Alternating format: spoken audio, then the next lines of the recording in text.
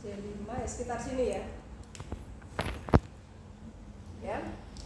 C4 ke sana ya, itu dia nanti akan menginervasi di sebelah sini. Ya. Jadi, kalau kita masang di sini nggak ada ES ya, electrical stimulasi ya, bumi akan mulai ES. Kalau dia gangguan ada di lesi nervus ulnaris, ya, berarti pet elektrode itu akan kita taruh di sini, ya, karena dia pangkalnya ada di sini. Terus kemana dia? Dia akan ke sana, Oke. Ya nanti kita biar tidak bolak-balik ya. Kalau dia gangguan, Anda curiga, kemarin tesnya sudah tahu ya, dia C4 atau C5 dipalpasi ya. Kalau dia medianus itu jauh lebih lebar, dia petnya taruh sini. Oh, di gambar. Ya. Kalau dia radialis, dia ditaruh di sini, sesuai dengan ini. Ya, sesuai dengan ini petnya. Balik ke sana. Oke. Menghadap ke sana. Oke. Nah, itu tadi kan akhirnya ke sini ya. Ke sini.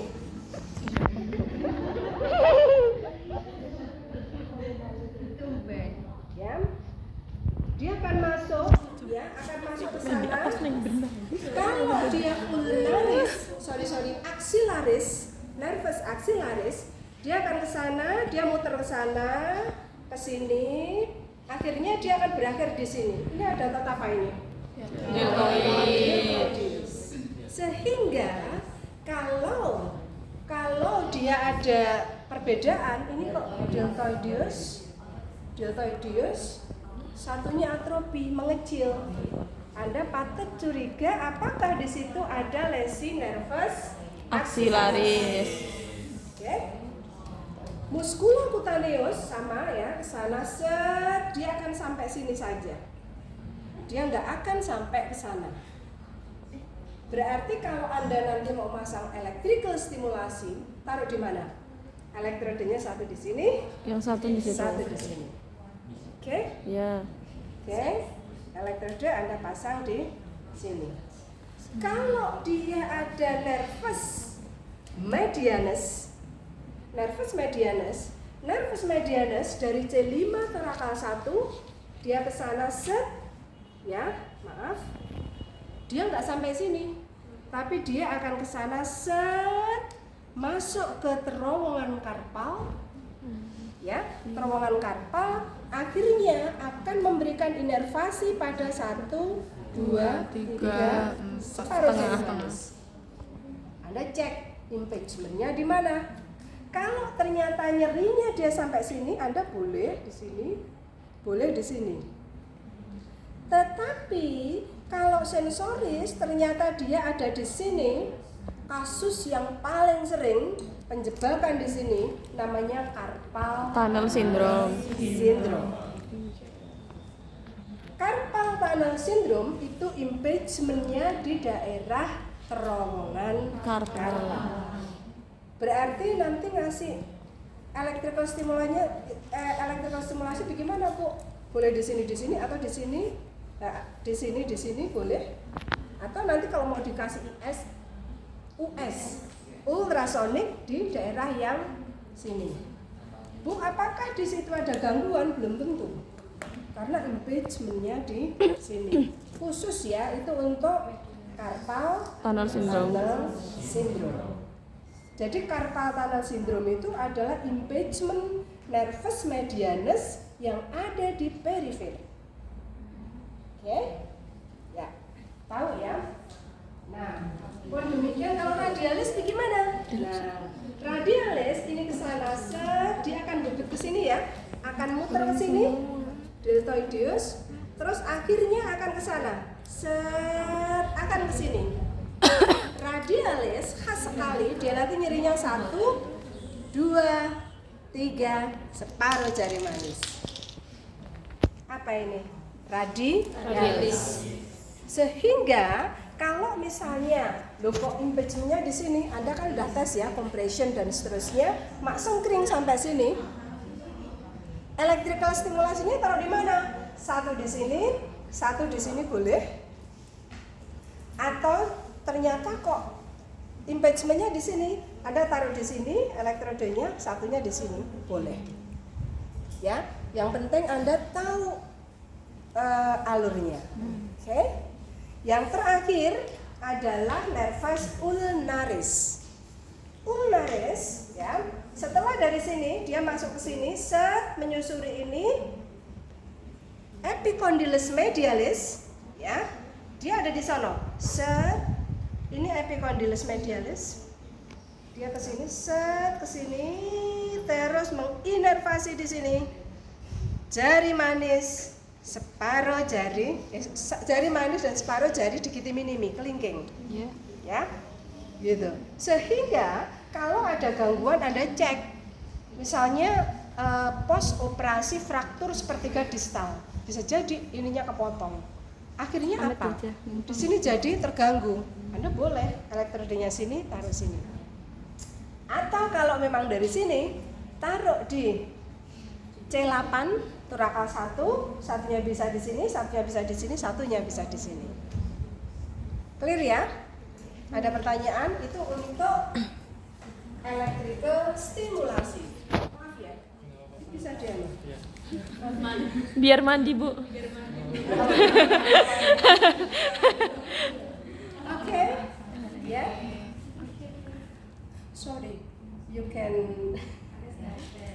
understand. I think if you have this material, it's okay. Yeah. Yeah. Same or different? Same, yeah. Okay. Yeah. This is root nerve spinalis. Yeah. Okay. Asim. Apa? Asim.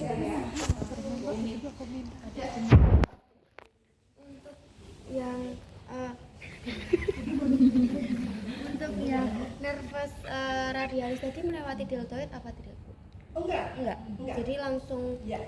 Dia ke sini radialis. Ke sana dia langsung ke bicep. Ya, dia melewati bicep. Dia muter ke sini setelah itu baru dia ke sono. Jadi hanya aksilaris saja yang sampai deltoid. Gitu, ya. Jadi Radialis kan nih? ya, saya kira nerve root ini, perjalanan saraf ini sangat penting ya. Anda tidak akan bisa memberikan treatment yang tepat kalau tidak tahu arah perjalanan saraf. Ya, oke.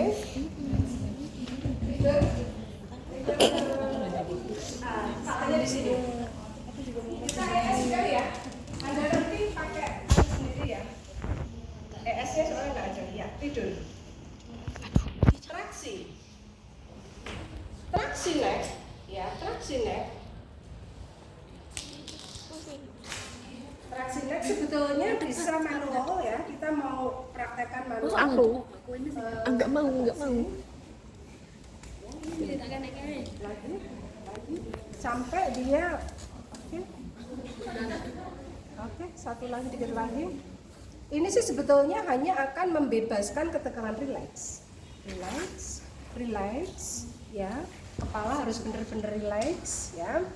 Handlingnya Anda bisa lihat. Kita akan berikan traksi, ya, traksi untuk neck, sehingga adanya spasm di sini dia akan terurai, terbebas, ya. Kita berikan traksi.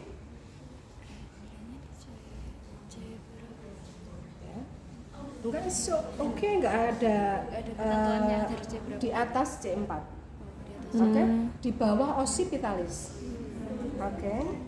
Ya, Anda berikan traksi gentle, boleh diberikan sedikit hentakan, tapi itu hanya 3 kali saja. Jangan ditarik ya, terus. Sebetulnya sih oke ya, kalau Anda hanya akan ya.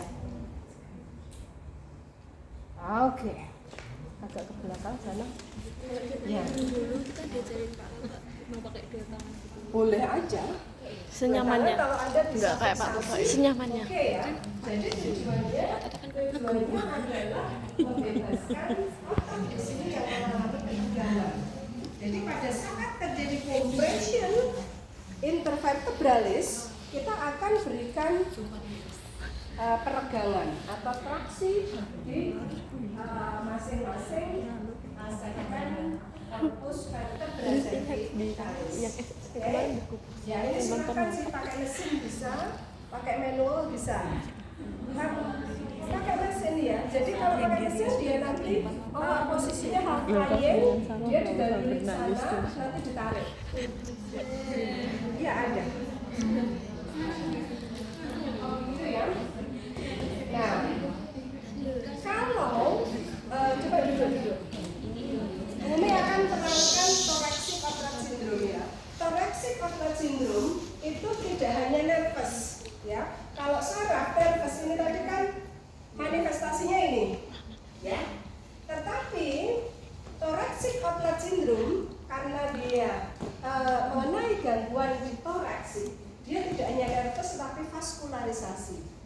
Di manakah penjebakan itu? Satu yaitu di nervous, otot scalenus. Ya, jadi ini ada otot scalenus. Di sini ini ada otot scalenus cukup tebal. Ya, sarafnya ke sana, jadi dia ketekan nervous scalenus. Penjebakan pertama di situ. Yang kedua, dia akan lewat sana di antara klavikula, ya, dengan kosta 1. Itu di sini kan berjalan pembuluh darah. Pada saat penekanan itu ternyata di sini, ini nanti dia akan menekan pembuluh darah.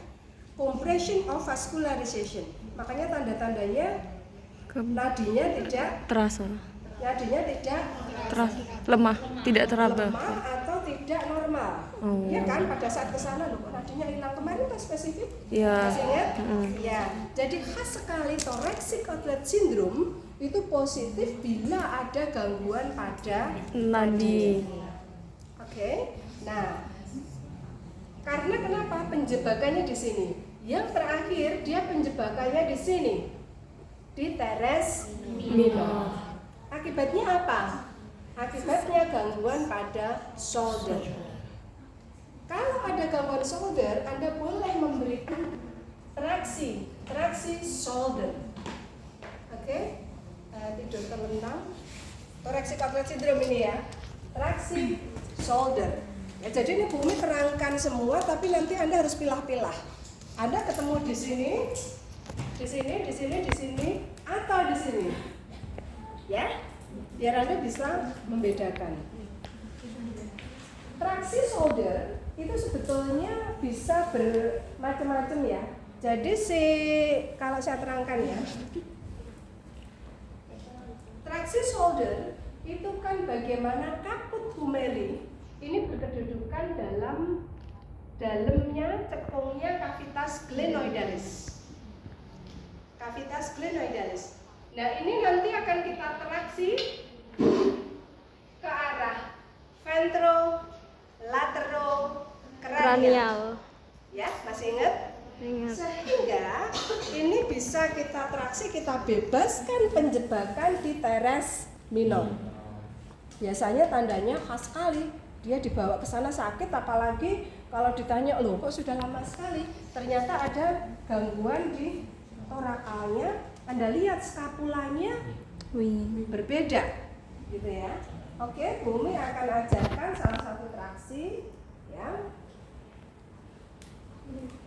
Oh, nggak kelihatan ya? Oke. Ya. Anda boleh lateroventrokranial. Ya, boleh ya untuk traksinya. Oke, ya. Nah, nanti Anda cek ya ini ya untuk gerakan ABD, fleksi, ekstensi. Ya, terutama memang ABD dia. Ya, ABD dia terganggu. Ya, makanya nanti di latihan di pasifnya ya Anda berikan itu. Nah, shoulder ya, shoulder. Nah, selanjutnya traksi sudah ya, traksi sudah. Traksi Anda berikan ini. Selanjutnya adalah exercise terapi. Exercise terapi free aktif, assisted, terus resisted. Pasif oke ya, pasif kalau sakit boleh. Ya. Tetapi kalau sakit sekali pada saat dia fase akut, dia nggak boleh diberikan terapi latihan, apalagi resisted ya, dia nggak boleh. Oke. Exercise terapi. Sebelum ke exercise terapi, Umi akan kasihkan tapping decompression. Tapping decompression. Kenapa tapping decompression? Pada saat otot itu spasm dalam keadaan kronis, dia kan serabutnya menyatu. Ya, kadang-kadang kalau kronis menjadi cross-link. Nah, bagaimana serabut otot ini tadi dia bisa terurai. Salah satunya adalah bagaimana kita posisikan, bisa duduk, kita posisikan pada area leher, pada area menghadap ke sana boleh? Ya. Pada area leher ini tidak mengalami kekakuan, karena biasanya di sini dia akan mengalami kekakuan. Spasm. Ya. Ada otot sini. ABD. Oke. ABD. Ya, pergerakan skapulanya bagus ya. Bawah. Oke. Ya. Pada saat dia terjadi winging skapula sedikit sih, dia nanti akan ke sini. Ya, akan ke sana. Pada saat dia ada winging skapula, itu nanti kita akan plaster di sini. Tetapi Bumi akan awali tapping di neck. Ya, tapping di neck. Karena dari occipitalis, ya, dari occipitalis sampai dengan torakal 1, ya kan? Ini kan prominent. Ototnya mulai dari sini, sehingga di sisi kanan kiri ini akan kita bikin relax, ya, dengan aplikasi tapping. Aplikasi tapping ini kita berikan mulai dari sini. Ini kan processus spinosus. Maaf ya, nggak apa-apa ya? Nggak apa-apa, Bu. Sering happy. Ini processus spinosus. Otot itu ada di samping kanan kiri. Makanya ini akan kita bikin relax, ya. Karena batasnya sampai torakal 1, kita akan lebihkan sampai ke sini.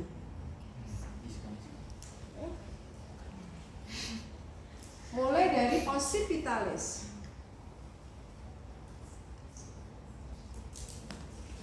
Sini, set, sampai ke sini. Ya. Nah, ini kita potong kecil, ya, kita potong kecil jadi 4. Ya, kita potong jadi 4.